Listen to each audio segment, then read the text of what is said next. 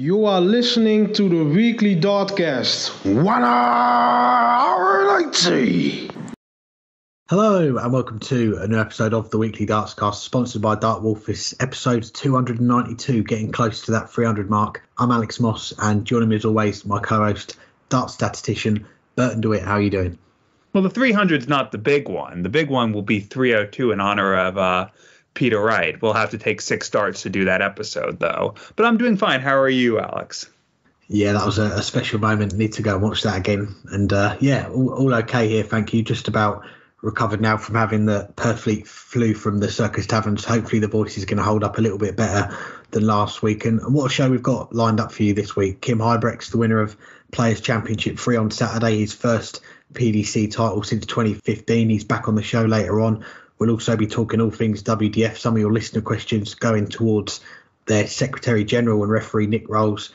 Before we get to those two guests, let's start with a look ahead to this weekend. It's another busy one. We've got the return of the Euro Tour, the Baltic Sea Darts Open, the first stop on the 2023 Euro Tour, and also the first 4 Women's Series events of the year. So what are you most looking forward to about this weekend of darts that we've got coming up?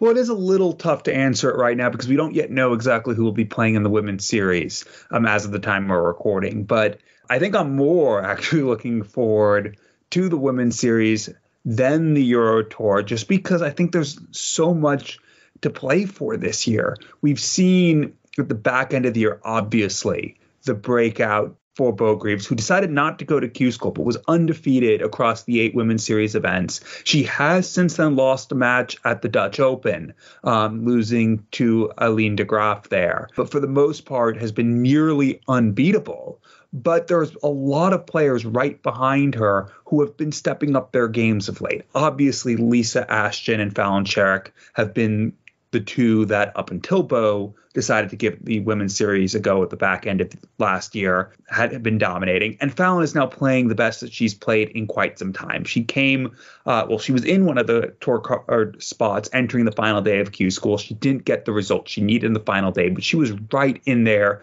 in the thick of it all throughout and was playing at a very good standard, the best standard we've seen from her pretty much in a year and a half since she made that Grand Slam quarterfinal, since she made the final of the Nordic Darts Masters. So she seems to be back playing at or near her best. And if she's playing at or near her best, she's as good or nearly as good as Bo Greaves. That means that there will be the potential for a real challenge that we haven't seen from Bo face across those 2 Women's Series so far. Obviously, Lisa Ashton had a very good performance at the World Seniors. Doesn't seem like she's the same player she was a couple years ago, but she still is a formidable foe, and she still can beat either of those 2. And as often as they'll beat her. But there's other players who have emerged recently. I mentioned Aline de Graaf winning the Dutch Open, making the final last year of the Women's World Match Play. There's a lot of signs that are pointing towards Aline ready to not take that next step, but retake that step to reemerge as one of the top players. Of course, she was a former number 1 in the BDO. She's been around for a while, but through the pandemic, we didn't see as much of her. We haven't seen her play at those levels that she was in 2017, 2018, 2019. Now she is, and that gives her that chance, assuming she's playing the Women's Series, to really keep pushing and showing that it's not a big 3, it's a big 4 or a big 5 or a big 6, depending on who else you throw in, because Mikura Suzuki, obviously 2-time world champion, if she's playing. And there's other Japanese players who have come over and put in a really good effort. I'm curious to see how the Women's Series kicks off, because there really is a lot of questions in the air in a good way. There are a lot of players who seem to be playing well or improving entering this, and it's going to give Bo, hopefully, more of a challenge than she had experienced the first 2 times. And I don't say hopefully because I want Bo to lose. I say hopefully because I want to see some good matches. One of the matches of the year last year was that Women's Series match from Women's Series 7, where Bo Greaves took out the 1-4-8 and ended up beating Fallon Sherrick 5-3, and that's what jumped her into that, at the time, would have been the second and final world championship spot. Fallon, of course, still got one via winning the Women's World Match Play earlier in the year. I want to see more matches like that, and I think we might just. Looks like there are 4 or 5, maybe 6 women who are playing at a standard that could win a tournament. And who knows, maybe some more will emerge. Euro Tour, obviously, it's the best tour in darts. Dan Dawson will stop listening to us if we don't admit that, because it is true. It is the best tour in darts. But there's 13 of those over the course of the year, and we'll have plenty of a time to talk about it. There's only 6 Women's Series weekends, and this first one, I think, is the most interesting because there is all to play for, and there's that 8 spots in the Women's World Match Play coming up in July. Half the season's already gone because I was at the back end of last year. I'm more interested this time around for the Women's Series than I am the Euro Tour. Well, because of all the reasons I just said. It's hard to argue with that, really, because, and I'll start with the Women's Series as well. And you mentioned Bo Greaves. One of the main talking points going into this weekend of darts is who is going to end Bo Greaves' winning streak. We talked about Bo recently falling short in the final of the Dutch Open to Eileen de Graaf, but coming into this weekend, she still has that long winning run on the PDC Women's Series going back to last year. Played 52 matches, won 52 matches, lost 0, 8 titles from 8 tournaments entered. It was a truly astonishing record. And yeah, one of the things I'm looking forward to seeing is if she can keep that run going. Can she get it to 9 titles in a row, even 10, or even another clean sweep, make it 12 in a row? But I think it's going to be a very tough ask. But who would have predicted Bo to go 4 out of 4 and then 8 out of 8 last year? But as you mentioned, you look at some of her biggest rivals, Lisa Ashton, who pushed Neil Duff close in the World Seniors Championship in quite easily the game in the first round. It was the best game that I watched in my 2 days at the Circus Tavern. And Fallon Sherrick, who you mentioned as well, who had one of her best ever weeks at Q School and just finished a few wins short of her tour card, but she was in contention going into that last day. So both of them are going to come into this first Women's Series weekend of the year in good spirits, and they're going to want to add some titles to their collection and at the same time bring this incredible run from Bo Greaves to an end. And aside from those 3, though, I'm interested to see what the entries are going to be like for this weekend in Leicester, because the Women's Series, as we know, it's been extended to 24 events this year, but also that the prize money, the PDC, are a big investment in the women's game. They've doubled the prize money for these events, so $2,000 on the line for each title. And as you touched on with the Women's World Match Play, we've still got, 12 more events to go before the cut-off for that. And with the extra prize money that's going to be up for grabs in these first 2 or 3 weekends, it's open for a lot of players to have a good run and push themselves into those 8 spots. You're looking at the likes of an Anastasia Dobromoslova, who made a return to the Women's Series at the end of last year,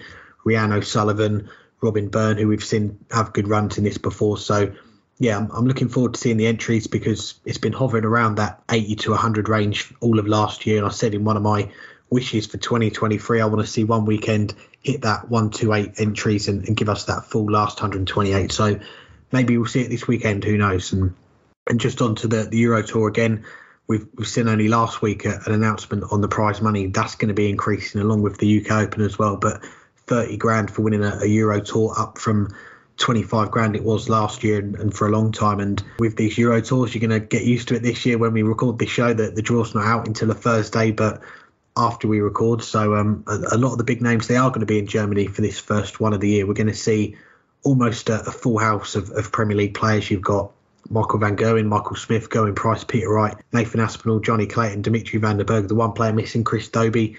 We're assuming he's got other things on his mind. He's going to be at Wembley watching Newcastle in the League Cup final, but he'd have had to win through the qualifiers to get there. And looking at the list of qualifiers, you've got some more former Premier League players in there: Raymond van Barneveld, James Wade, Adrian Lewis, Daryl Gurney, Stephen Bunting. So it's a very strong lineup of players for this first Euro Tour of the year, and probably going to be one of the most star-studded lineups for a Euro Tour this year, because there's going to be times during the year where we are going to see some of the bigger names that the Premier League players skip the event. So yeah, I'm looking forward to enjoying the darts, and something that I'll remind all of you to do later on in the show, I'm sure.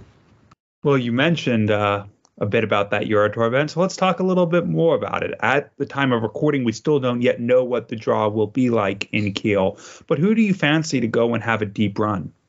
Yeah, even without looking at the draw, which we don't have yet, looking at the seedings for this event coming from the Pro Tour Order of Merit, and it's hard to even predict from that draw alone with where the seedings are. You've got the top quarter, Luke Humphreys, Dimitri van der Berg, Michael Smith, Dirk van Dijvenbode, and one of the bottom quarters of the draw, you've got Michael van Gerwen, Johnny Clayton, Nathan Aspinall and Joe Cullen. So 2 really tough quarters of the draw without putting in all the unseeded players. But looking at the Pro Tour rankings, I think you can't help but mention that this is going to be an important weekend for Gerwyn Price. He won the first Euro Tour of 2022, so he's going to be defending that on his Pro Tour ranking this weekend, and he's going to need to go on a very deep run this weekend to stay in that Pro Tour top 16, possibly even win the whole tournament, but get to the final at least, I think. But he's still in the first 4 Euro Tours, and I'm not sure when the cut-off is for the next 2 or 3 of them, but after that, he'll want to stay in that top 16, get nearer the top 10, top 8, and we know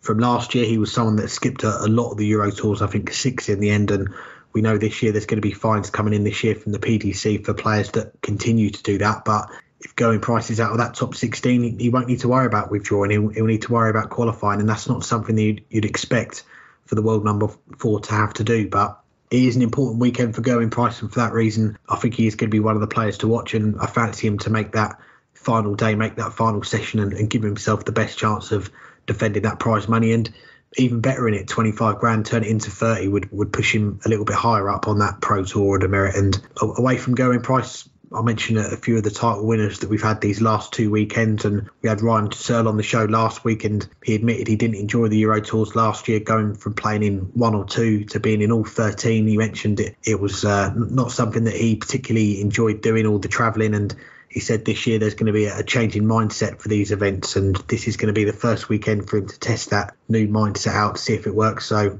I'm expecting him to go far again, maybe make the final day, final session, and have a tilt at the title. And 2 other players, and I mentioned them in the last question, and these are 2 players who are among the unseeded players. They won through the Monday afternoon qualifiers, and who would have thought Monday lunchtime darts would become so important in the PDC, but it is now with the way these qualifiers are going on Mondays instead of Fridays now. But Daryl Gurney, 4 out of 4 so far in these qualifiers. Raymond van Barneveld, 3 out of 4. Both are throwing some really good stuff in these first few weeks of the season. And starting with the handicapper's nightmare, he's slid down the rankings for a little while now. He's down in the mid to high 20s in the rankings, and he'll want to start that climb up and arrest that slide. And these Euro Tours, I think they are going to be important for a player like Daryl Gurney to get that stage time and play in front of the big crowds, get a few wins under his belt, and kick on. And that could be just what he needs to maybe go on a deep run at one of the majors, maybe the UK Open next week, or maybe one later on in the year. So yeah, I fancy Daryl to maybe have a good run. I was going to say Raymond van Barneveld as well, but just my luck, we could see both of them draw each other in the first round this weekend. So I don't want to say both just in case they draw each other, but yeah, I fancy one of those to have a good run as well. Well, I'll take the one that you said you weren't going to say, but then did say it, but then didn't say, but then did say. But I will say Barney, because I, as you said, he is playing well. He's playing better than well. So far, over the course of the year in the Players Championship events, he's up to 11th in averages, just a fraction off of one of the other people he mentioned, Ryan Searle, ahead of Peter Wright, who's only been 12th so far. Granted, he's only played 4 matches since he skipped one of the weekends. But it's really, really looking like the Barney of old. Maybe a couple points off of him when he was at his most consistent and at his best, which was, number 1 in the world. He's not number 1 in the world right now. He's nowhere near number 1 in the world right now, but he is looking like a deserved top 32 player. He's looking like maybe he can push on and get back to the top 16. And I remember when we went back his tour card a little over 2 years ago now, I can't remember what we exactly said. I thought that, if he finds his game, he'd get back to the top 64. I did not think he'd get back to the top 32. I was wrong. I certainly didn't think he had any chance to get back to the top 16. He really does. He's playing well. And if he can just get that little bit more consistency in the Pro Tour events, including these Euro Tours, that will get him into the World Match Play, will get him into the World Grand Prix. And we know once he gets on television, he can beat anyone. He beat Gerwyn Price at the event that Gerwyn Price is unbeatable at, from 8-2 down, to come back and win that match. Barney's playing really, really well right now. And, you mentioned it, so much of it comes down to the draw. And that's why, he could draw Daryl Gurney and go out very first match. But he also could draw Daryl Gurney and beat him to 0. He's playing well. He just hasn't strung it together enough to move back into that top 32 of the Pro Tour order of merit. But a good run on the Euro Tour, and he'll have, as you mentioned, 3 opportunities over the next couple months in the first 4 Euro Tour events, will help that immensely. And I think he's playing well enough to do it. beyond Barney, there's a couple others that I had down here as well. From the seeds, you mentioned Ryan Searle. I'll mention him as well. He's the only player who's made 2 semifinals so far in those Players Championships to date. And there weren't just 2 semifinals, there were 2 finals, winning one of them. The one thing that was always missing from his game was consistency. He'd disappear for literally months at end and then would be unplayable. Has he found some consistency? It's way too early to tell. But right now, he's at that unplayable stage that we've seen from him before. And when he's unplayable, he is nearly unbeatable. It's going to take a good effort to beat him right now. And that means he's someone to look out for. Another seed, you mentioned how one Welshman needs a big run to stay on the seeds for the Euro Tour. I'll mention another one, Johnny Clayton, right now in the race to be seeded for the 5th and 6th Euro Tour events. I might be at one of those, not as a player, but as a fan. But to be in that, he's currently 15th, just a little bit ahead of 17th place Jose de Sousa, who's only 6,000 pounds behind him. And there's some other players, Dimitri Vandenberg, Gabriel Clemens, Stephen Bunting, Goran Price, who are within a deep run here of catching up to him. But the thing is, Johnny Clayton's playing really, really well so far. He's leading all players in the Pro Tour Players Championship averages to date, and it's not just by a fraction. It's by more than half a point over Joe Cullen and by nearly 2 points over the guy who's third. Without looking, do you know, Alex, who's third in averages so far? Is it Darrell Pilgrim? No, it's not Darrell Pilgrim. I mean, it is a player with a tour card.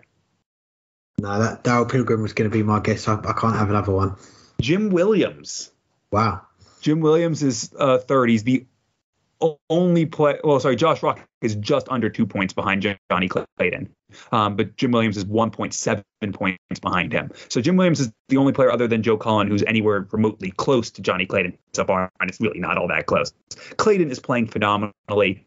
He hasn't gotten the full rewards for that yet, but he's playing well enough. He does have a very, very, very difficult potential second match, assuming they both get through the first one with Michael Van Geuren. But he's the one player who always seems to give Michael Van Geuren problems, even when MVG's playing well. I also fancy Clayton to do well. And I'll mention just one more, a debutant on the Euro Tour, because he's a first-year tour card holder, but has done pretty darn well so far in his first year on the tour card. A couple deep runs in the Players' Championships, won through a few of these qualifiers. 31st in averages so far, Richard Veenstra. Look out for him to make a hot start on the European Tour.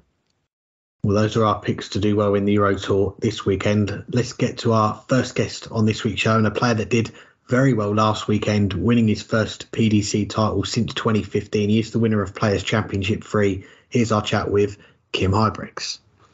I'm pleased to say I'm joined by the winner of Players' Championship 3 on Saturday, Kim Huybrechts. Thanks for the time, Kim. How are you doing?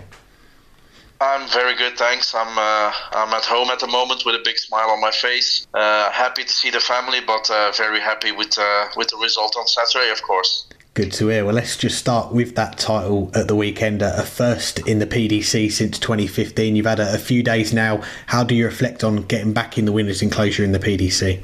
Well, I'm very proud, to be honest, especially if you look at the level these days of so many good players. And to manage to win a Pro Tour is very difficult. So I'm very proud of myself that I was able to do it after all those years. People was having doubts. I have to be honest, I myself was having doubts as well if I could still win a Pro Tour. The belief was always there, but after so long, you want it so badly that it's going to get harder and harder. So I'm very proud of the achievement. And we have to ask you as well, you said in your interview afterwards on Saturday that your brother Ronny said if you won the tournament, you would have to pay for food. So did you treat your brother to dinner after? Yeah, we went to the steakhouse with Neil Sonneveld as well, Julio van der Velde, and I paid for dinner. That's the last Pro Tour I'm going to win. I have to wait another 8 years now to get dinner from you. Next time they can pay. That sounds fair to me. We'll come back to the weekend later, but there is lots to catch up on since we last had you on the show, and I had a look earlier, way back in May 2019. There's been some changes in your career off the Okia, a change of management, a change of manufacturer as well. So talk us through those changes you've had over the last few years. Well, yeah, I was maybe in a bad spot in my life in the past, and I just wanted a new thing, a new change, something that would brighten up my darts career again. And I was very drastic there. I said, you know what, I'm just gonna change everything. Darts, management, just like you start from zero. And I was very grateful to Mac Elkin and to Unicorn that they gave me the chances. They brought me where I was. Had some brilliant times with them, Premier League participants, majors, semi-finals, finals. So I was very, very thankful for them, but I needed for myself, for my career, that it was time for a new step and for a new level. And I found that with Hemeko, my new management, and with Bulls from the Netherlands. These people are amazing. They help me so badly. They do everything they can in their power to help me raise my game, and I'm very thankful to them as well.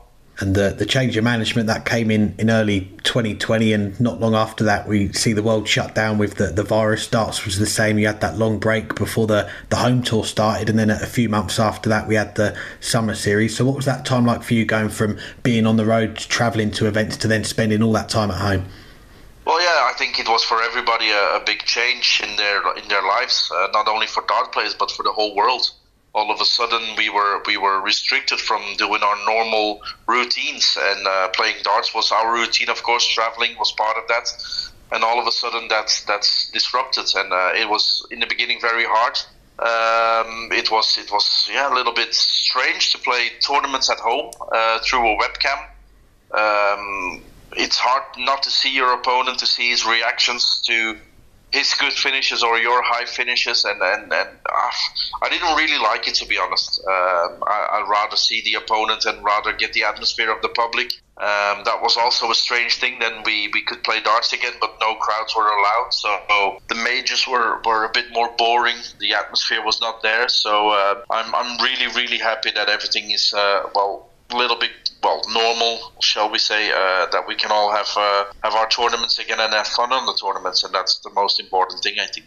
Yeah, good to have the fans back and the full calendar. And 2021, we had the sad loss of Kyle Anderson, someone that you called your best mate. What are the memories that have stuck with you from your time spent with Kyle on the tour? Oh, his laugh. His laugh was the best laugh ever. I can still hear it in my head. He was telling jokes that were so bad, but they were so bad that they were so funny. And then he started laughing with his jokes, and just because he laughed so hard, everybody just cracked open and smiled and laughed. And he was always happy. He was always happy. He was so far away from his family. He just got beat on the dartboard. He came back and he told you the worst joke, and I was thinking, Kyle, how beautiful are you? He just wanted to see everybody smile. He was one of the most beautiful persons that I've ever met in my life. A good man. And the end of that year, 2021, you and Gerwyn Price, you served up an Ali Pali Classic for us, going all the way to that sudden death leg. What was it like being involved in a game like that? Well, a bit two-sided, to be honest. Of course, he was part of a classic game that people still bring up to me. But the bad part is that I was on the losing side of that classic, especially with the sudden dead leg. That's extra painful against the number one of the world. That was painful, and also a bit painful because it wasn't a classic in a good way. It was a classic because there was needle on stage. There was a bit of words. So we've both put that behind us. We're talking again. We're friends again. So it was good to be part of a classic game, but not entirely for the good reasons. Well, good to hear you guys have buried the hatchet on that. And just touching on 2022 as well, and I've got to mention one of the checkouts of the year, the 134 treble 18 tops to beat Michael van Gerwen in your home country in Belgium on the Euro Tour. Was that the best checkout of your career, given it was the home crowd and against MVG? I think so, yeah, 100%. I told her on that stage at the interview that it was one of the most beautiful moments in my career. In playing in your hometown, Michael van Gerwen, and then that checkout. And I wasn't even expecting a chance because I was already focusing on the next leg because Michael already missed 9 darts. So for that to go in, then it was a piece of magic for me. And then for the crowd as well, the crowd went absolutely mental, and that was beautiful to see. And just to hear everybody shout your name, it was still gives me goosebumps. Yeah, it was a brilliant finish. And sticking with darts in Belgium, you and Dimitri van den Berg, you've had some high-profile meetings in the last few years, a quarter-final on TV and the last World Championship you two guys met. How much do those games raise the interest of darts back home? Yeah, well, Dimitri winning the match play was the start. It was a kickstart to TV getting interested and wanted to bring darts on television. And then from then on, it's just exploded over here. We've had some beautiful tournaments, some beautiful moments of darts on telly. And I think that makes your sport big when it gets on telly and everybody watches it. And the interest in darts now is so popular. I'm the owner now of a dart shop, and I can see every day how many people that just come in and buy darts and buy darts equipment, and that they say they've started playing since it's on TV or since Corona. And I think at the moment Belgium is one of the biggest darts countries in the world, and I never had expected that. And off the hockey, you mentioned you've got your own dart shop in Belgium. You've been putting on lessons and workshops. How did that all come about? And for our listeners who might be living in Belgium or not far away, where is it based in Belgium? Well, it came from... I was always a top 16 player, and then you're in the Premier League and money comes in and you're happy with that, and then all of a sudden it's not going good again. You're losing a lot of games in the first round, you're missing out on some TV tournaments, so you see the other side financially. And now the last couple of years it's going better again, so financially wise it's good. But then I started talking with my wife and said, you know what if that happens again, that you miss out on tournaments and you don't qualify for this and this? So we have to do something as a backup. And then we started doing lessons and workshops at home. But it's your private place, so we didn't want too many people here. So I said to my wife, I'll have to rent the place, put up some dartboards, and then try to do lessons or workshops over there. And a friend of mine just said, why don't you do a dart shop, sell some equipment as well? And from there it started rolling, the idea, and we started a dart shop here in our hometown, Nijl, near Antwerp, and I have to say it's going good at the moment. And we've got another Euro Tour in Belgium coming up later this year, but where do you see the next stage of development for darts in Belgium? Could we see a World Series event there in the future, perhaps? Yeah, I'm hoping. I was a commentator last week on Belgian TV, and the other commentator asked me the question if we could maybe have a Premier League night in Belgium, and I said, why not? The sky's the limit. If you said 10 years ago that there would be a Premier League night in Germany, nobody would have believed it. So why not in Belgium? I'm not saying next year or in 2 years, but in the future, why not? Darts is popular here. It's hot, so we can try it. We can go for a major. We can go for a World Series. And as a country, we have to stand behind that idea that it could be possible to bring an important tournament or an important night of the Premier League to Belgium. That sounds good to me. And darts gets a lot more coverage on TV these days in Belgium. We saw from your Twitter as well, you're part of the broadcast during the Premier League, and I think I saw a fan watching sent you some food to eat on TV. So how did that happen, and what was it they sent you? Yeah, well, a couple of weeks ago, we were talking about some sweets, candy, and I said what my favorite candy was, and I had to do a lesson a couple days later, and the person that I was giving the lessons to bought me some of those sweets. So I wanted to say thank you on TV to that person, and the co-commentator asked me what my favorite meal was, so the next person could bring me that meal. And we were talking about the meal, and it sounded so good, and I was hungry at that moment. So I said to him, Matthias, you really need to stop talking about food because I'm getting hungry here. And one of the viewers listened to it, and he ordered some food and sent it to the studio where we was doing the commentating. So it was a beautiful moment for Belgian TV.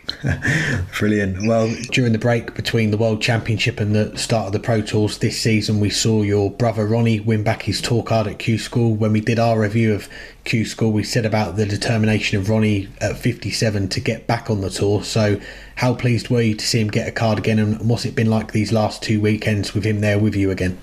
Well, I was so nervous during Q School. I watched every single throw that he had on Dart Connect, every single throw, and I was shouting at my laptop, at my phone. When he won his game, I was cheering, and everybody looked at me like, what did his favorite football team score? So nobody knew why I was cheering for, but I was so nervous and so happy for Ronny that he got his tour card back because, well, to be honest, he's 57 and it's not really easy on that age to play against all those young players that play Q School at the moment, and they're so confident. So it was really hard for him to qualify, especially these days. Like I said in the beginning, the level at this time is so high, not only on the Pro Tour, but the Challenge Tour, the Development Tour. If you watch at some averages over there, it's just mental.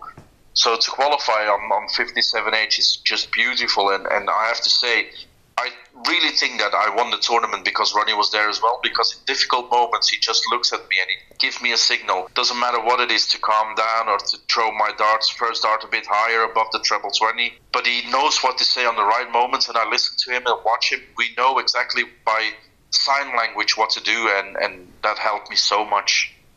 No, it's good to see. And you mentioned on Saturday you'd been playing well the first Pro Tour weekend, losing with high averages. The run on Saturday, getting past Gerwin Price in the semi-finals, then facing Gabriel Clemens, who was looking for his first title. You were looking for your first in 8 years. Did it feel like a big occasion going into that final? Yeah, of course.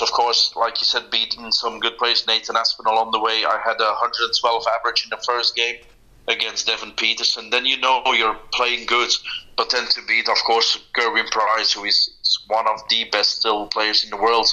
And actually to beat him, I think it was 7-3 or 7-4. So not like that it was a hard game. Played really good.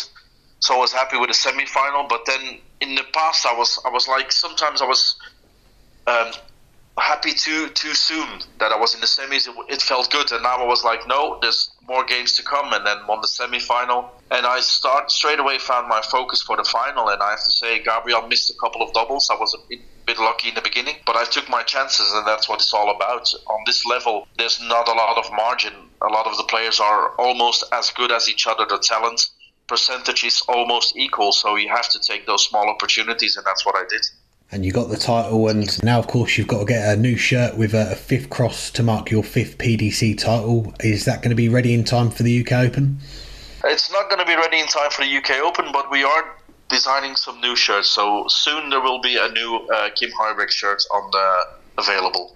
Look forward to that. Well, and a couple more before we let you go. This year we've seen the Euro Tour qualifiers move from a Friday to a Monday. You won through one of them this week. Do you prefer playing on a Monday to a Friday, having those 2 days of darts to lead into the qualifiers, or do you prefer the old way? Doesn't really matter to me. Friday, Monday, I don't really feel the difference.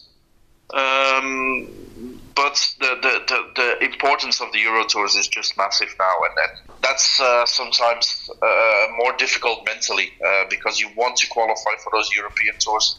You want to be on that stage, and the prize money on the Euro Tours is just good. So it's good to have played Pro Tours, so you can have a good feeling like I did now. But well, you see, I won a tournament on Saturday, but doesn't mean you qualify for both on Monday. I lost one, missing 5 match darts. But Friday, Monday doesn't really matter to me. And lastly, you've been in the PDC for more than a decade now. You've had your highs and lows, but this title, a sign that you're on your way back. You're in the top 32 again, and lots to look forward to this year. So what are your main goals for the rest of 2023 now? Well, first of all, just keep enjoying the way I'm playing. I'm loving darts again.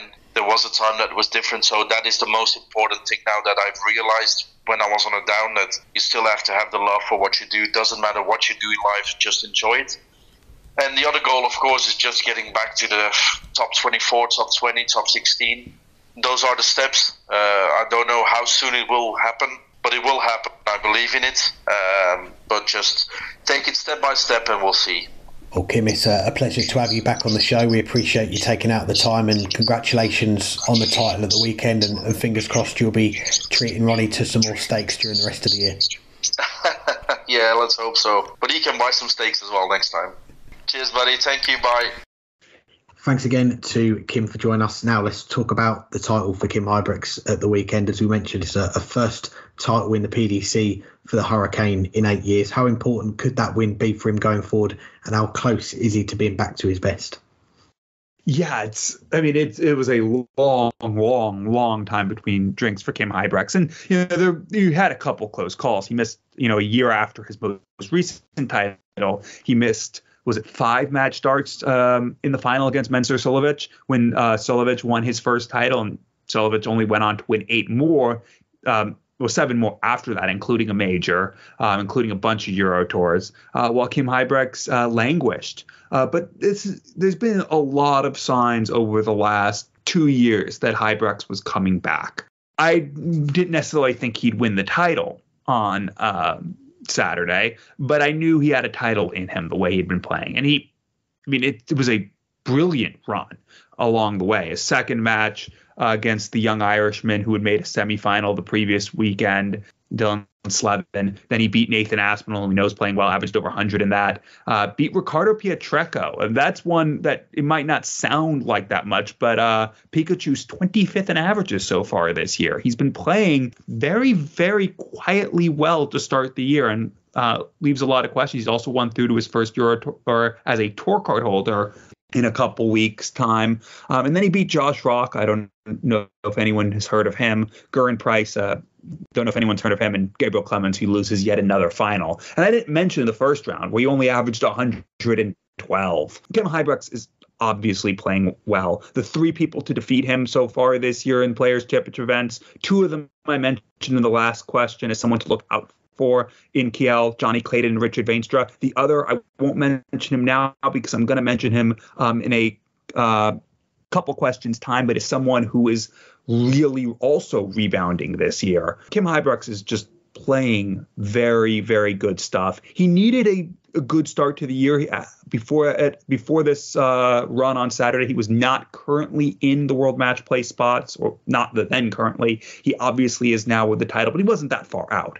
The big question for him going forward is, does he take this form into TV matches and back on the Euro Tour stage consistently? Where he really dropped off was, you go back when he was in that Premier League the last time. If I remember correctly, he didn't win a match, but he had a bunch of draws and he just couldn't get over the line. And I think that derailed him. He lost some confidence. I know Alex, you just talked to him. I haven't heard the interview yet. So maybe this all speculation is completely wrong and he'll contradict everything I said. But my hunch is that he lost a bit of confidence out of that Premier League, out of some other matches he had on TV after that, because he would get himself into position, but he couldn't find the way to cross the line. And then that turned over and he had similar problems on the floor. Now he has that confidence back. If he can take this when he's back on the Euro Tour, when he's back on television matches later this year, and turn those winning positions into wins, I think he'll kick on. And obviously winning a title will give him confidence that he can do that. But I think there are still some questions to see what he does from here. He's obviously a very, very talented player. He's not a 2-time Premier League participant by accident. He's not a player who was in the top 16 for a few years, as high as number 12 in the world, on accident. He reached that because he is a very gifted player. And now if he has that confidence again, we could see him start climbing and causing a storm like a hurricane does.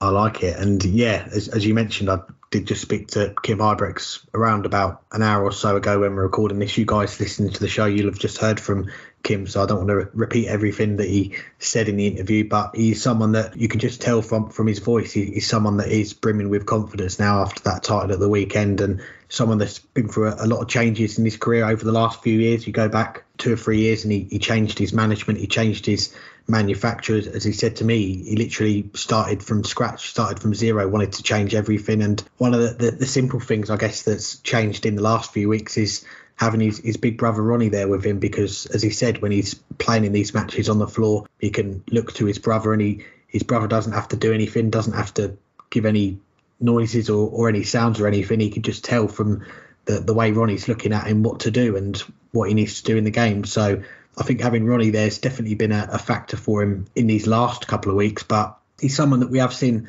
start to make a few strides forwards in these last few years. He's pushed Gurren Price close in the World Championship a couple of years ago, at a game that we spoke about earlier, and also last year getting past Peter Wright. And okay, that game is a game that neither of those two players hit anywhere near their top game, but even in those situations, the biggest tournament in the world, you're going up against the defending champion who's not on his top form at all. He's not at the races.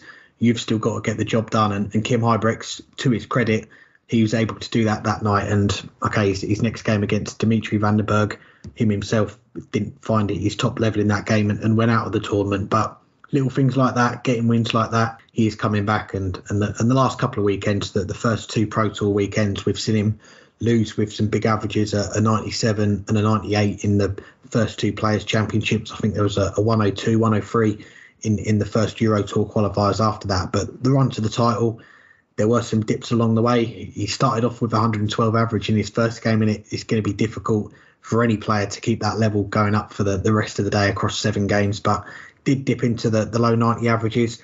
But one of the things that I took from those games was that the way that when he needed to, he was able to find the gears. And that's probably something that maybe has been missing from his game in the past, which has seen him drop down the rankings. But finding that time and again, finding that big leg, the big finish when it is needed, or that big run of legs is something that is coming back into his game, and is something that you do need against these top players when you're maybe not performing at your best level, not towards that 100 average, and you're averaging in the low 90s. It is when you're able to find those good legs, and did it against Nathan Aspinall, had a pair of 11 darters, a 12 darter to wrap it up in the end. And the game against Josh Rock, he got pegged back from 5-1 to 5-all, finds a 13 darter in the decider. And the game against Gerwyn Price in the semi-final, 3 legs all, the 7th leg, Gerwyn Price really did drop off in that leg, and Kim Huybrechts, he took advantage. He won it and then won the next 3 all in 5 visits. So that's some good signs for me. And even in the final as well, he made the most of some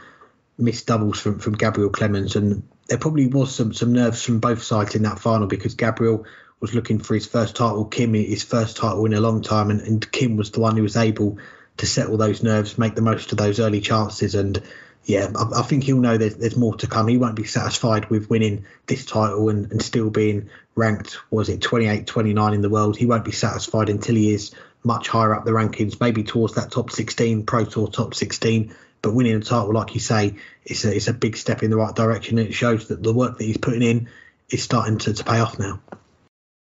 Well, that work in the past led him to the Premier League. Maybe it'll lead him back to the Premier League, but we still have this year's Premier League to discuss. And, well, it's night 4 coming up at the 3 Arena in Dublin. As always, 7 matches on the night, 4 first-round matches, which will pick. You might get them wrong. You might get them right. I'm almost certainly will get them wrong. First match, it's the world number 1 against the former world number 1, the world champ against the 2-time former world champion, Michael Smith against Peter Wright. Peter Wright still looking for his first point of the campaign, despite the second highest average. How do you see this one? Well, just before we get into that, I just want to say congratulations to one of our listeners, Nathan Barrington, who won our last man standing competition. We only had 3 listeners left going into last week, and he's the one who won, and he's got his Premier League shirt on the way to him. So congratulations, Nathan. Our picks, I think we were both 1 out of 4 last week, so we were equally as bad as each other, and I think we're going to have a chat off air, because if this carries on, we might have to start predicting what happens on Thursday night's Emmerdale or Coronation Street. But we'll give it another go this week. We'll see how we get on. And Michael Smith, Peter Wright, battle of the last 2 world champions, repeat of the world final 2 years ago. And Peter Wright, he does have a strong record still against Michael Smith. He's won 11 of the last 14 games going off of Darts Oracle. And I keep backing Peter Wright in these quarterfinal games. He keeps losing, but I don't think he can keep losing. And this week, it's going to be hard to back him this week, given what we saw from Michael Smith last week. He won the Premier League night. He had that 109 average in the final. But this is a new week, and I think Peter Wright gets it right. We're going to borrow the pun from the commentators. They're going to use it when he wins this match 6-4. Well. I mean, the question is, do I want to doom you by picking the same thing that you did, or do I want to be nice and make sure that at least one of us gets a very rare win and go against you? I'm still well behind you. Maybe I should try to close the gap. It is bizarre that Peter Wright hasn't won a match yet, and he's not done that much in the Pro Tours, the 2 that he's played in, but he's played at a good standard. He's playing well enough, obviously, until he was the highest in the averages through the first 2 nights. He dropped off to third. He was the highest on the first. After the first night, he was still in the top 2 after both the second and third nights, but hasn't gotten that win yet. I think he's still not going to. I'm going to go to the world number 1. I'm going to ride Michael Smith while he still has the hot hand. I think he is right now the best player in the world. He won the title the last night in Glasgow. I think he's going to continue on and maybe win a second night in a row. He had to wait until the very last night, excluding the playoffs last year, to get a win. He's got that under his belt. He's also got plenty of other titles under his belt since the Premier League last time. I'll also go 6-4, but the other way around. Second quarterfinal of the night, and it is Gerwyn Price against Dimitri Van den Bergh. How do you see this one going? This is a tricky match. I don't know how I see this one. Dimitri's undefeated this Premier League against people not named Michael. So maybe that's a sign that he'll beat Gezi and then go out in the semifinals. But also, Gezi won a title 2 nights ago and then didn't show up last night. I don't know. Maybe it's time that Gezi takes the mantle of a handicapper's nightmare. I don't think it's MVG anymore, although MVG's been a bit of a nightmare to start this Premier League campaign. But overall, MVG's been playing at a much more consistent and predictable level. Gezi's been a little bit all over the place recently. I think that'll continue here. I don't know. No, I think he'll win against Dimi. A handicapper's nightmare. I think Dimi's going to win this. I can't predict Gezi right now, so I'm going to go against what I think, and I think Gezi wins this match 6-3 because he is the new handicapper's nightmare. Oh, I'm glad you mentioned the handicapper's nightmare because I'm going to put my name in the hat for someone else in the next game. But on this game, the second one, Price and Van den Bergh, we had a run to the final for Dimitri last week. He played some good stuff on the way. The 105 average against Nathan Aspinall, 6-1 in the semi-finals. He saw off the Glasgow crowd to beat Peter Wright in the quarterfinals before losing that close final 6-4 to Michael Smith. So Dimitri got some points on the board last week, while Gerwyn Price, he went home with nothing after winning week 2 in Cardiff the previous week. Like you, I think this is going to be a hard one to call, and because you've gone with Gerwyn Price, I kind of want to go the other way. But on my notes earlier, I did go with Gerwyn Price. So I'm going to stick with my tip for that one. So I'm going to go a little bit closer for me. I'm going to go 6-4 to the Iceman. Well, we come up to the third game, and I am curious which one of these two is the handicapper's nightmare. I have a slight guess which way you're leaning, but I could see an argument both ways. It's Johnny Clayton off of his first points of the Premier League campaign as he won a match before going out to the eventual winner 6-5, going against Nathan Aspinall, who has had a hot start. He's got points all 3 nights, the only person in the Premier League to do that, in second place so far. How do you see this one? Yeah, maybe we'll put this as our question of the week next week. Our listeners can vote for who is the new handicapper's nightmare. But yeah, looking at both of these players, both lost in the semi-finals last week. Clayton, I did have him down to get off the mark against Chris Dobie last week, but then I changed my pick to be different, and you got that one right. But Johnny Clayton, he's playing pretty well. 102.99 averages last week. Nathan Aspinall, I'm going to say it, I think he might be the new Premier League handicapper's nightmare, throwing it out there based on the averages in this Premier League so far. He's gone from 94, 93 on night 1, night 2, 105, 105, 93, and then night 3, 94, 88. But as you say, he's someone that is still picking up points on a regular basis. He's picking up points each week so far, even if he isn't hitting his top gear every week. But I think we're going to see Johnny Clayton stop that run. He got his first points last week, and I think he's going to beat my new handicapper's nightmare 6-3. I'm going to go for to the Ferret.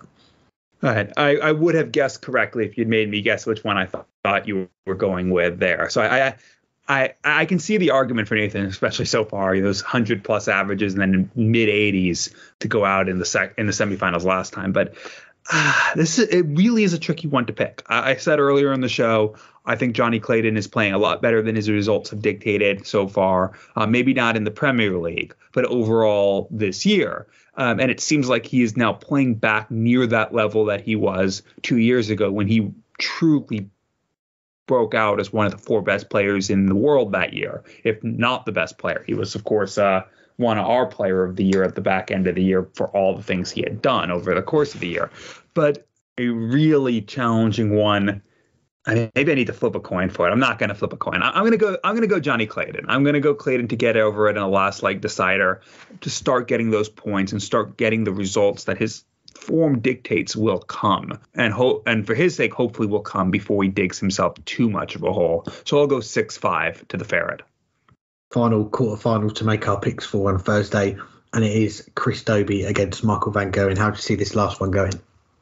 Yeah, so I mean, Dobie, by virtue of winning that first night, is still in the top 4 overall, but he's down second lowest average so far in the Premier League and hasn't played at that anywhere near the level he was the first night, the last 2 matches. And, we talked about when he won the Masters, when he won the Premier League, he was at that 95, 96 average every single match. He dropped down to a 92 on night 2. Night 3, he obviously lifted his game, but it was one of those bad 101s. He was hitting big scores when the leg was already gone because Johnny Clayton was just playing too well. Michael Van Gerwen, he hasn't won a night yet, but he has made a final, and I think a big night is coming from the Green Machine, and maybe that'll just be tonight. I think we'll have an all-Michael final tonight, or on night 4. I guess it'll be tonight by the time you're listening, and that means he's going to have to beat Chris Dobie. I'll go 6-2 to the world number 3. Yeah, this is a repeat of the week 1 final, and Chris Dobie won that night. So, as you say, Michael Van Gerwen yet to win one of these nights after 3 weeks so far. He's going to be disappointed not to get off the mark, and the closest he's come was that final on the opening night, lost in the semi-finals with a 110 average on week 2, and then week 3 last week losing with a 94 average in the first round. So maybe he's the new handicapper's nightmare. This is kind of where it all started with Daryl Gurney and then Michael Van Gerwen, who was throwing in some ridiculous averages followed by some mediocre ones. But I think we'll have to give it a few more weeks, see how the next few weeks play out to see who is going to be the new handicapper's nightmare. I think Michael Van Gerwen, like you, I think he is going to get over the line in this one. An all-Michael final, yes, I think it's a fair shout, although Peter Wright is going to beat Michael Smith in the first game of the night. But this game, I'm going to go similar to you. I'm going to go with the Green Man to get over the line. I'll go closer. I'm going to go 6-4 to MVG. And now we'll move on to our second interview on this week's show, and it's with Nick Rolls. I'm pleased to say I'm joined by the WDF's Secretary General and referee, Nick Rolls. Thanks for the time, Nick. How are you doing? I'm all right, thanks, Alex. Yes, it's been a while since we've spoken, and thanks for the opportunity. It'd be great to try and answer some of your questions. Happy to give it a go. Yeah, it's good to have you on, and lots to get to. And let's start with your role in the WDF. Off the hockey as the Secretary General, a lot of our listeners will know you as being a referee on the stage. So how long have you been involved in the WDF Executive, and how did it come about in the first place? Okay. April 2020, I joined the WDF. Look, as the same as many people, an opportunity arose for me when my employment situation, let's put it that way, changed during the pandemic. And I knew Richard was already working on, looking to put together a WDF ranking system. And we spoke a lot back then anyway. And he sort of said to me, look, could you come on board and give us a hand? I know you know about darts and appreciate your input. So, April 2020, and the rest, they say, is history, I guess. Feels a long time ago now, but at the start of 2020, the WDF, they outlined this 2020 vision, plans to put on a World Championship event. And in March that year, of course, the world was shut down with the pandemic. So what was that time like, working behind the scenes and trying to plan things when there were no events being put on? In a strange, look, it was obviously not the right way for it to happen, but in a strange way, the pandemic gave us the time to work through the things that, whilst there was no play, which made things a little bit easier, I think. WDF tournament rules, if you looked at the rules that were on the website at that point for the WDF, they were more akin to cup tournaments, because the WDF were running the World Cup and the Europe Cup, but not really WDF player tournaments, if that makes sense. So theoretically, that meant that the whole ranking system needed to be rebuilt from scratch. So, as I say, it sort of gave us the time to literally play our way through a whole season and a calendar year to make the decisions that we thought were the right ones. And it also, most importantly, gave us the chance to speak to all of the member countries, which we did. Myself and Richard, a gentleman by the name of Jacques Newlap, we got together and made phone calls to all of what was around about 65 member countries at that point, invited them onto calls, talked to them about our visions, etc. So, not the greatest of ways to go about it, but, you have to make the most of what's in front of you, I guess, and that worked out quite well for us, if that makes sense. You mentioned Richard. We had him on our show a few times during that period, and after the first WDF World Championship at Lakeside back in April of last year, what did it mean to you to get that event on after the delays and on all the effort that had been put in from the WDF team? Oh God, I guess it was a mixture of emotions, really. Joy in proving that it could be done. The reward for lots of effort that we put in to make it happen, and I guess the relief that we came through relatively unscathed. That we put in a lot of effort to make the players feel special at Lakeside, and on the whole, I think we achieved that goal. We got a good number of comments during the week and then afterwards from players saying, "Look, it went really well. We had them at the heart of everything that we were trying to do to keep them updated with what was happening, and we brought someone in particularly to look after the hotel rooms and all of those sorts of things. So we tried to do our best for the players. Look, never say never, because you're always going to find things afterwards where do you know what, we could have done that a little bit better, and definitely things that we can take into the next Lakeside and try to improve. But I think the general consensus was that it was a success. So overall, chuffed, definitely, and probably relieved that we got through it. Well, looking at one of the other WDF events, we've seen the return of the World Masters towards the end of last year. You were there in Aston at the first time the event had been held outside of the UK, and when the dust had settled, how did you reflect on the return of the Masters as well? Yeah, I mean, a long time coming round, wasn't it? And obviously, the pandemic put paid to the Masters, and then the delay in getting it up and running. I think there's no doubt, again, from a player's perspective, it was excellent. We got, again, lots of great comments from players that had come from all over the world. I think it's only right for me to call out the NDB, the Netherlands Darts Bond, who played a massive role in the success. Their organisation skills. Look, they organise the Dutch Open, don't they? So we sort of knew we were on safe ground, but they are second to none when it comes to organising tournaments of that size, and just did us proud. And I think the other thing that worked in our favour and worked really, really well was Dart Connect. I've had this bugbear about the Masters for years, about the fact that you do the draw, and this is not in any way being detrimental to anybody else, because that was the way we had to do it in the past. But doing the draw days before the tournament, and then you got to the tournament, and there was there'd always be one section of the draw that had buy after buy after buy in it. So one of the things that we really worked with Dart Connect hard on was to say, can we register players on the morning of the tournament? So it's actually you do the draw that day when actually everybody's in the building.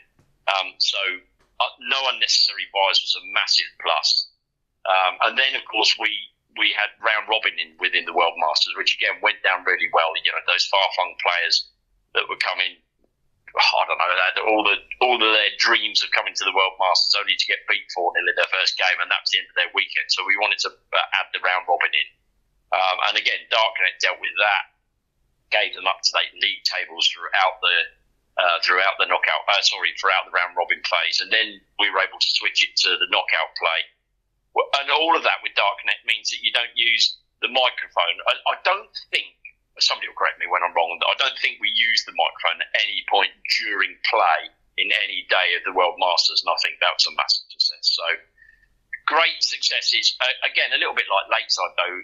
There are things that you take away and think, we can't do that again. And I think we knew this one actually before we went in. There's no doubt that the late announcement of the tournament cost us entries, but we felt it was important to show that we could get a World Masters on the road. So now we've done it, we've got that learning under our belt, and we can take it forward. Yeah, it was good to see it come back, and there was a lot of debate as well at the time around the changing format. We've gone from the traditional best of 3 legs per set to a straight legs format. What was behind the changing format, and is it something you might look to revert back to? Yeah, I think our general feeling was that was the way that players had played throughout the year to get to the World Masters, and albeit the World Championships, you could argue that we play sets in that, so why don't we change that to legs as well? But I think the World Championships it just had that bit more about having sets in it, whereas the World Masters, we felt everybody's played legs all the way through the year, so that was the way they got there, and that's why we went with it. You're right. Look, we got feedback in both ways. A lot of people said they quite enjoyed the legs, and one or two people actually said, because that's what we've been used to being playing over the last sort of year to 18 months as it was. What will be next year? My gut feel is sticking with legs, but look, it's not only me that makes the decision, so never say never. But another one, look, it's up in the air, and we can review and change if we want to. Well, last one on the World Masters, and we put a tweet out asking our listeners for some questions with you coming up on the show, and one of them from Patrick says, any news about the World Masters? Is it going to be held this year again? Oh, yeah. No, listen, that's a really good question. I mentioned earlier that we knew the announcement in 2022 was too late. It was only 6-7 weeks before the tournament took place, so that didn't give our member countries. When we talk about the WDF, we talk a lot about individual players, etc. But of course, our member countries are the backbone of the WDF, and there's over 70 of them now. I think we're up to about 76 member countries now.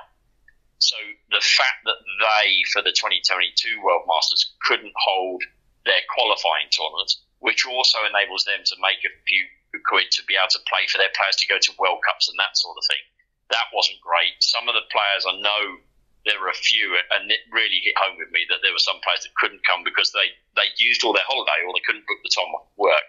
And of course, those that come from miles away have flights to buy, and they need to do that as early as possible to get the best flight prices, of course. So for 2023, we've given ourselves a deadline at the end of March. So we've got, about 5-6 weeks to make a final decision on whether there is or isn't going to be a World Master in 23. And look, it's all about the commercials, and that's just me being really open about it.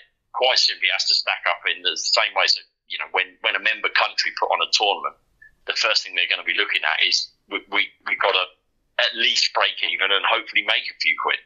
The WDF's no different. Slightly different with the World Masters is the fact that because it's a tournament that players win an invitation to, there's not that £20 or £25 or €25 or $25 entry fee as well. So we need to get the sponsorships and the commercials right to be able to get rid of that outlay as well, if that makes sense. So look, what I will say is absolutely it is the number one thing on our agenda and has been for the last 3 and 4 weeks. There's lots of conversations going about. So whilst it may sound, oh God, you've only got 5 or 6 weeks, in the back end of the 5 or 6 weeks in 2022, we went from having no late side to having a late side. So never say never, and I'm hopeful, but I wouldn't definitely say it's on, if that makes sense. Well, you mentioned Lakeside. We've got the 2023 WDF World Championship. That's going to take place a new slot of early December this year. What were the main challenges in finalising a date for this year's event, and how frustrating was it to have that long wait, I guess, from Lakeside last year to then announcing the dates only just before Christmas last year? Yeah. How long you got? About 5 minutes. Before I answer, I think, look, it's worth mentioning at this point that it's not just Nick Rolls that sits here and makes decisions that affect the future of the WDF and the major events. God forbid, you wouldn't want that. I know, I'd like to think I know about darts, but there are so many other things that go on and make up these sorts of tournaments. So the WDF promotions teams are really the ones that are looking to take the WDF major tournaments and the WDF as a whole, to be fair, forward. And it's important for people to understand that, look, without their expertise in matters outside of darts, such as like ticketing and TV contracts and sponsorship negotiations, etc., we simply wouldn't be able to move forward. And I guess the reason I mentioned that is sort of to come back into the question. At the end of the 2022 Worlds, I said we came through what we thought was relatively unscathed, but we had to evaluate our position. Talking to Lakeside and talking to sponsors to deem whether moving forward was going to be viable. We think it is.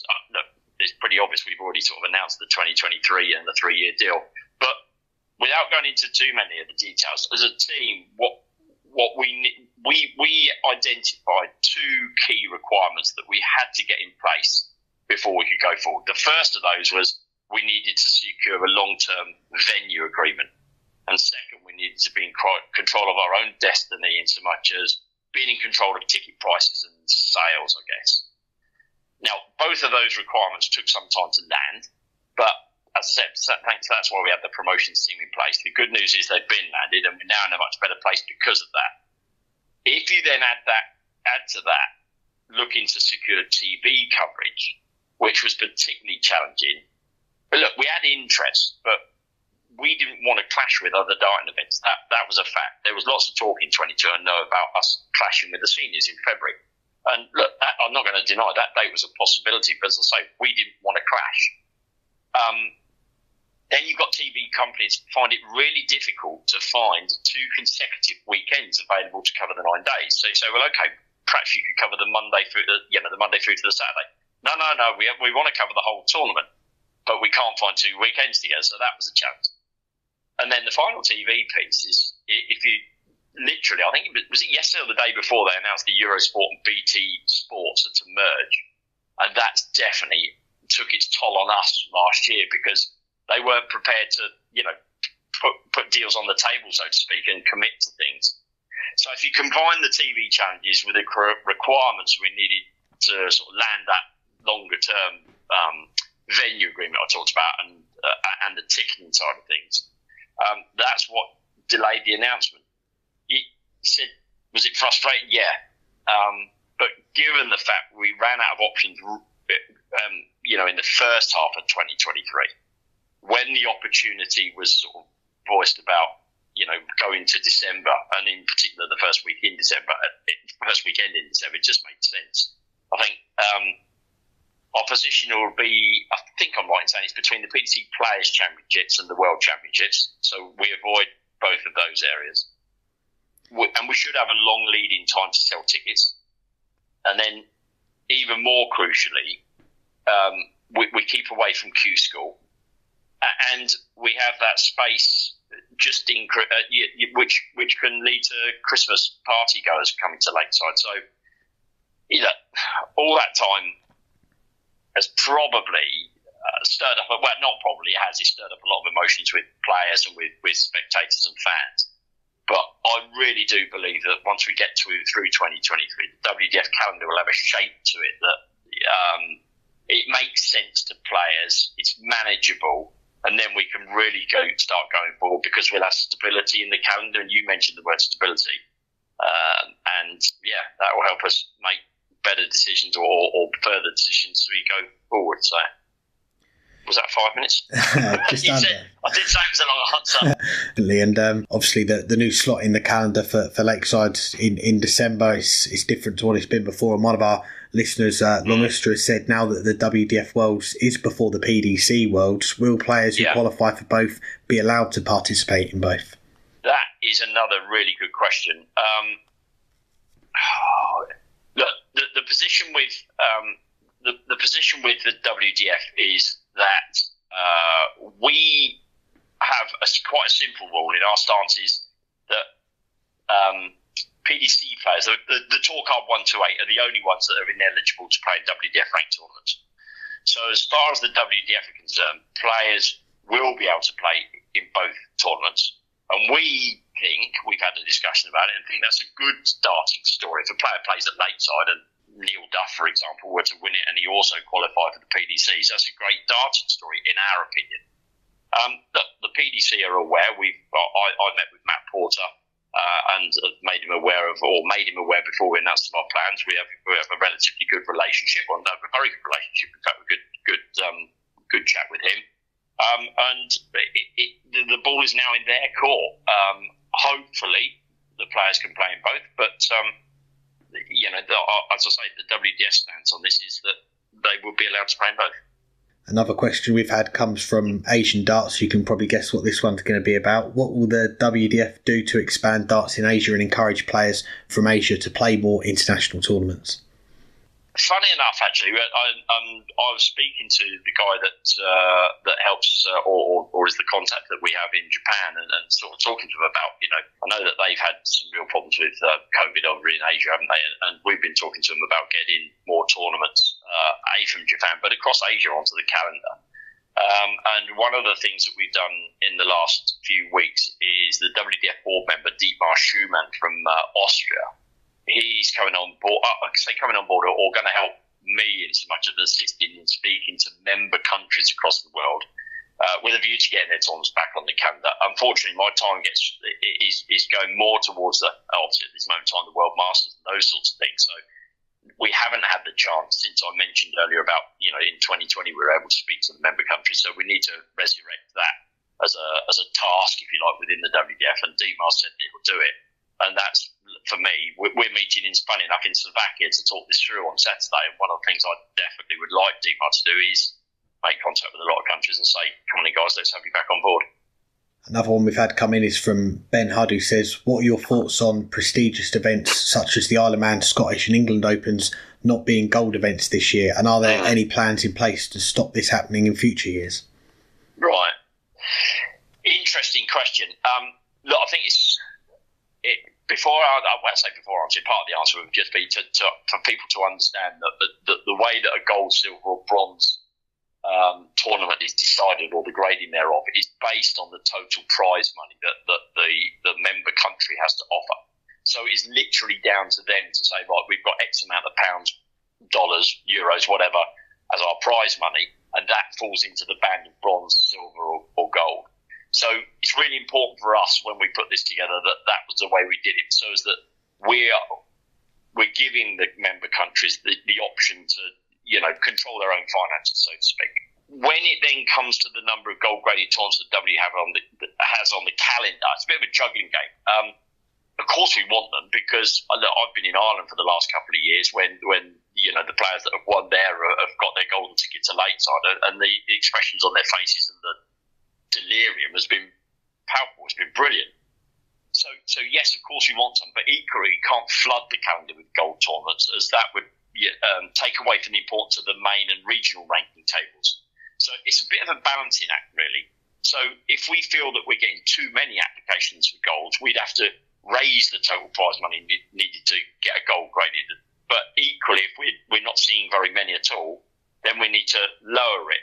So it's not so much about getting them back onto the calendar. As I say, we want to leave that with the member countries to be able to select what is right for their finances. For 2021 and 2022, I think we got the balance pretty much right. For 23, we've currently got, if my memory is right, 6 in total platinum and gold, because obviously the winners of both of those go direct to late side on the calendar. But if you consider that it's 23 and 24 that make up the 2024 late side qualification, theoretically you double the 6 to 12, and again we're going to be in the same position as we are. So I think we're relatively happy with where we are at this moment in time. Well, we've got another one that's coming from Longuster, who says, do you think Inside the WDF should come out of podcast retirement? Yeah, our good friend Andrew, yes, definitely. Funny enough, Andrew's joined the WDF team in recent weeks to help us with raising the profile of our social media, etc. And he's doing a brilliant job. And look, I listen to those podcasts; they're great, aren't they? Give dart fans a great feel for what the players are thinking and what's happening. So yeah, listen, next time I speak to Andrew, I shall tell him he's got to come out of retirement if that's where he is. So yes, I'd agree with that. Yeah, he's definitely my favourite darts podcast to listen to, and a great appointment there. And I was going to say, he's got he just knows his darts, doesn't he? His knowledge is, I'm not saying that you don't and I don't, but he just seems to know these weird and wonderful facts about darts. And I think he also has a good empathy with the players and understands their plight, so he's able to balance it. And to be fair, that's helped us in the WDF as well. If we want to make a decision and Andy says, I'm not sure all the players are like that, then we'd be stupid not to listen to him. He's a good man. And on to your favourites then. We've got a question from Ewan Marshall, who says, what is your favourite darts match that you've ever refereed? Oh, interesting. I get asked this. I say I get asked it a lot. I don't get asked it a lot, but when I have been asked, I always give 4. So look, very briefly, my first ever game on TV was the World Masters in 2007. I did a game between Martin Phillips and John Boy Walton, which of course, as your first game on TV, is memorable. But then when John Boy's a 9-darter in the final leg, it's like, okay, there you go. So that's me 9-darter, and I'd never done one, county or anything like that. So that was amazing. My first world final at Lakeside was Anastasia's first Lakeside victory in 2008. That was very special for both of us, but of course more so for Anna. So that was great. Daryl Fitton's always been a really good friend of mine and my wife's. Daryl and Crystal, we've spent many an hour with those guys. And he's, to be honest, he's helped me through a couple of difficult times as referees, which we won't go into. So calling his 9 dart in the Dutch Open final was unbelievable. And the last one I'll mention would be Scott Mitchell winning the Worlds in 2015. I think the best outshot I've ever refereed was his 158 in that final set. It was just chilling, and the crowd just went mental, which was superb. So good question. All those questions take me back to when I did referee. Some good picks. And just lastly, before we let you go, over the Christmas period, we saw Richard Ashdown. He stepped down from his role on the WDF Executive, someone who, like yourself, put in a lot of work behind the scenes these last few years. But we want to know, is he going to be involved as a referee at Lakeside? Will we see someone else maybe step in as the MC? Yeah, no, it's a great question. Look, I'm glad you've asked that, Alex, and it gives me a chance to talk about Richard, and the fact that you mentioned his hard work is so true. Personally, I think that without Richard stepping forward back in Romania in 2019 to say, look, let's see where we can take grassroots darts, I personally, it is a personal feeling, I feel that the grassroots game as we knew it would have died. That's just me saying what I think. And Richard got it back up and running, and we are where we are now. More recently, he's been quite public about his mental health issues, and as someone that knows him as well as I do, it's been really difficult to see such a good friend suffering the way that he has. The most important thing at this point is for Richard to take all the time he needs, I think, and get himself back to full health, and only then will he even consider the possibility of returning, and I think that's right. Look, actually, Alex, personally, if I can just take this opportunity to send Richard all of my best wishes, I guess there's a lot of people that will be listening to this that would like to do the same. His dedication and knowledge and devotion to darts is unquestionable. I think it's a better place with him with Richard in darting conversations. So, look, let's hope he can come back into the fold in the future. But if that doesn't happen, as long as he's fit and healthy, that's going to be more than good enough for me. Yeah, definitely echo that. Sending our best wishes to Richard and to you, Nick. Thank you very much for taking the time to have a chat with us, and we wish you all the best for what else is to come this year with the WDF in 2023. Alex, thanks, mate. I've actually relatively enjoyed it. I was a bit nervous about the whole thing, but I've almost proved to myself that I do know a little bit about it. So thanks for the opportunity, and good luck to you and the weekly Dartscast team. Thank you for Nick for joining us this week. Now we'll finish off with a trio of listener questions. The first one coming from Congra Darts. Of course, if you haven't heard this news, the PDC announced on Tuesday that all the matches across all 8 boards at the UK Open will be streamed on the PDC TV website. Who would be your choice to be the 8 pairs of commentators, past or present, for the UK Open?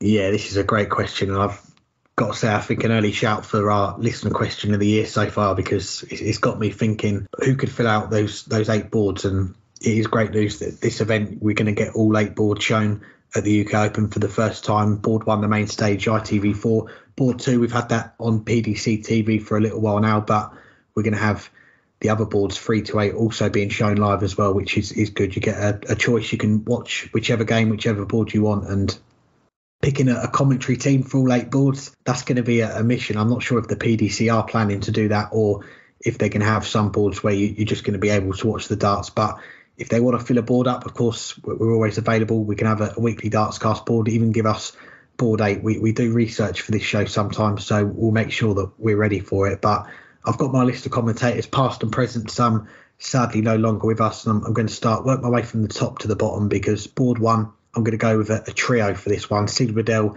Dave Lanning and John Gwynn. Just have 2 of those 3 in rotation in the box at all times. They are, for me, the goats of darts commentary, possibly even sports commentary, although I don't watch enough different sports to confirm that. But the main stage, these 3 all weekend, I think that would be a perfect one for that. Board 2, I'm going to stick with the tradition here and give this one to Paul Nicholson and Dan Dawson. I think they bounce off each other really well. And the last couple of years when the UK Opens come round, I've found myself sometimes having board 1 on TV, having that on mute, and having board 2 on my laptop, listening to those two. So Paul and Dan for board 2. Board 3, I'm going to go with the Sky team. We've got Wayne Mardle and John Part, our commentator of the year, Wayne Mardle in there. And again, I think these two work really well together. Board 4, another Sky team. I'm going to go with Mark Webster and Stuart Pike. And it means for Webby, he's going to have to spend a lot more time with Stuart. And maybe we'll see some videos come out from Stuart, the Muswell Hillbillies, or it would be the Minehead Hillbillies for that one. And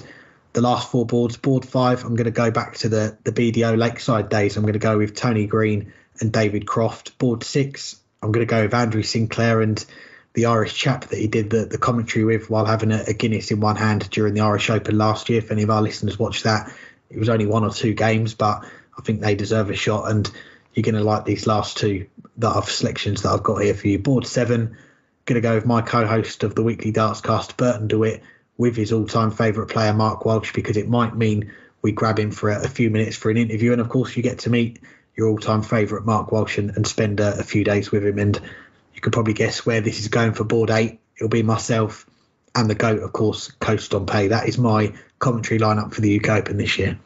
I figured you would go through almost anyone I was going to mention, so I just decided to go in a completely different direction. Although I guess the end gets pretty close to it. Obviously, board 1 and 2. Well, board 1 is going to be whoever ITV puts on. So I'll skip board 1. Board 2, full agreement, keep with tradition. Dan Dawson and Paul Nicholson. Throw in some Chris Murphy in there as well. He deserves it, and they each rotate through those 3. But then boards 3 through 8, I don't think you need 2 commentators. It's a lot of people, not a lot of room to have all those people. So might as well just have 1 on each. I'll let you have board 3. I'll go board 4. Matt will get board 5. Matt Kiernan, that is, of course. And board 6 will be our producer, Hannah. Make it a real weekly Dartscast quadruple. But, of course, we get to choose which matches are on those boards and then relegate it out to boards 7 and 8 to fill in. I guess you can just throw in anyone you want. How about Mark Walsh and Coast Stompe on together on board 7? No, we'll put them each on board 7 and 8. I was going to say that as well. You stole my thunder on that, but how could we not want them on those boards? That was a great question, and let us know who you'd have on commentary for the 8 boards, and we'll see who gets the closest in a week or so's time. And the next question that we've got from our listeners comes from Darren Murphy. He says, which player do you think is in the most danger of losing a tour card?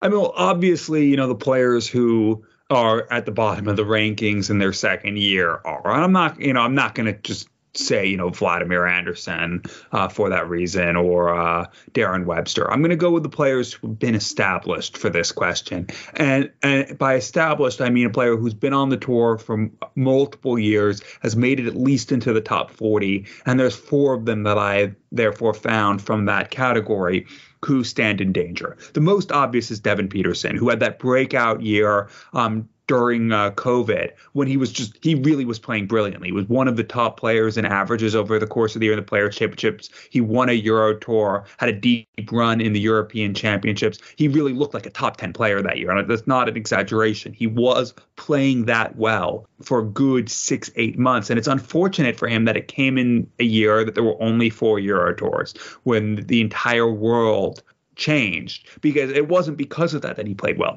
He was already emerging before that. He had the deep run at the Worlds to save his tour card, and then was playing really well the first couple months of the year before COVID.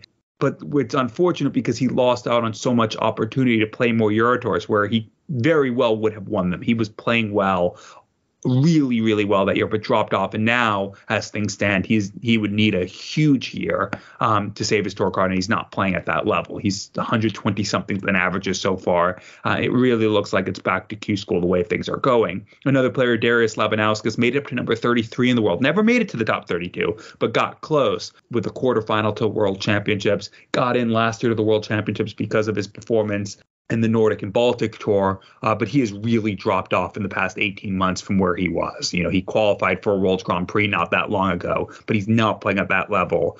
He needs to up his game significantly if he's going to save his tour card. The only other thing would be to get in yet again through the Nordic and Baltic Tour and pull a few scalps at Ali Pali.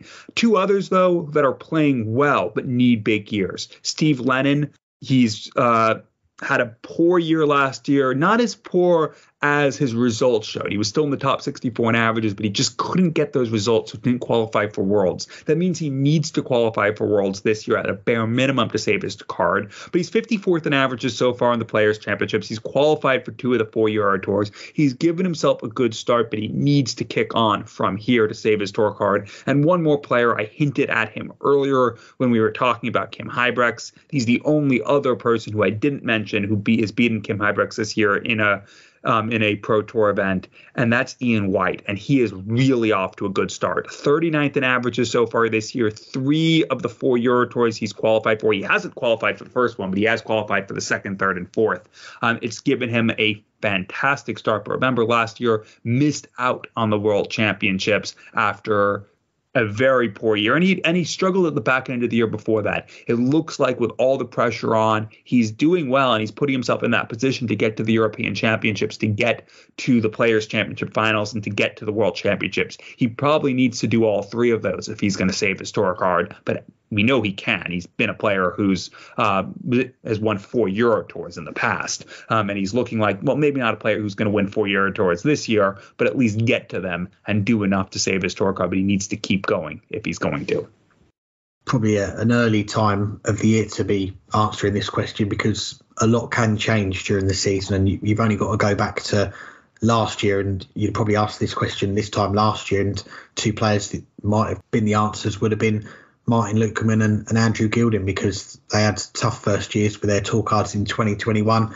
And look at what they went to do in 2022. They had outstanding seasons. They both got to the World Match Play, the World Grand Prix, the World Championship. And you're looking now, Martin Lukeman inside the top 40, Andrew Gilding just outside. So it goes to show that players, they can have a not so good first year, and they can find a bit of form in that second year and really kick on. And there are players that won their tour cards last year. They'll be thinking about it a lot more. I'm sure that this year they're going to need to pick up some more results and really have a good run to stay on the tour next year. And you mentioned one of them there, Vladimir Anderson, £4,000 at the moment on the Order of Merit. He did cash in the first 2 Players' Championships of the year. We've got to give him some credit. It looks like he's starting to pick up a little bit of form, and missed the last weekend. I think he is focusing on that Nordic and Baltic Tour that you mentioned to try and get an Ali Pali spot that way. So best of luck to him, but he's going to need more results this year. You've got others in there like Darren Webster, Ross Montgomery, a player that I thought would have kicked on after he had a really good 2021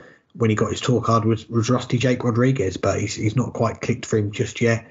Richie Bennett, who we've just seen him qualify for one of the Euro Tours on Monday this week. Great to see that, and this is his last dance, as he's called it, in the PDC, and if he wants that to extend to a 3rd year, he's going to be someone that's going to need to pick up more results, get in more Euro Tours, of course, get to the World Championship at the end of the year. So, yeah, a few there that I was going to mention as well, the likes of Devon and Ian White, Darius Labanauskas. You've got Jeff Smith in there as well, who he's been loitering around that top 64 range, the 60 to 70 range for a few years now. He's managed to stay in that top 64 the last few years, but he's going to need to have another good year to stay in there, and it could all hinge on the end of the year getting into the World Championship. And for some of these players, they are going to get chances outside of the Pro Tour to get in via the likes of the Nordic and Baltic Tour. Others, they're going to be going into these Pro Tour weekends still very early on in the year, but knowing that they're going to need some results to get into the World Championship. And if they can get it done early doors, start a good run this year, then who knows, that they could maybe do a Martin Lukeman or an Andrew Gilding, and we could see a lot more of them as well. And lastly, this question comes from Nathan Barrington. Only now a couple weeks until the UK Open, the first ranking major of the season. Nathan Barrington asks, any early tips for the UK Open, a Premier League player to win it or not?